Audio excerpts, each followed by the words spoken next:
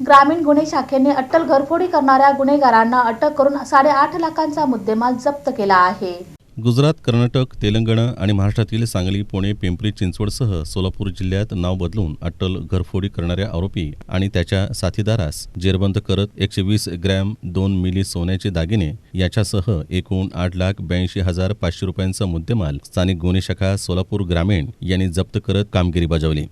दरम्यान सहाय्यक पोलीस निरीक्षक विशाल वायकर आणि त्यांच्या पथकासह अकलूज आणि पंढरपूर उपविभागात मालाविषयी घडलेल्या गुन्ह्यातील आरोपींचा शोध घेत असताना सीसीटीव्ही फुटेज आणि तांत्रिक विश्लेषणाच्या आधारे आरोपी निष्पन्न करण्यात आले। दरम्यान गोपनीय बातमीदारामार्फत माहिती मिळाली की गुन्ह्यातील आरोपी हा मंगळवेढा इथल्या सांगोला ते सोलापूर महामार्गाच्या ब्रिज खाली जुना टोल नाका इथं साथीदारांसह येणार असल्याची खात्री पटल्यावर सापळा लावण्यात आला। त्याप्रमाणे विशाल वायकर आणि त्यांच्या पथकानं सापळा रचून या आरोपीस ताब्यात घेतलं। या आरोपीकडे अधिक तपास करता त्यानं हा गुन्हा साथीदारांसोबत केल्याची कबुली दिली। सहाय्यक पोलीस निरीक्षक विशाल वायकर आणि त्यांच्या पथकानं कौशल्यपूर्ण तपास केला असता आरोपीनं त्यांच्या साथीदारासमवेत सोलापूर ग्रामीण जिल्ह्यात नातेपुते इथं 2 आणि पांगरी इथं 1 अशी घरफोडी केल्याची कबुली दिली।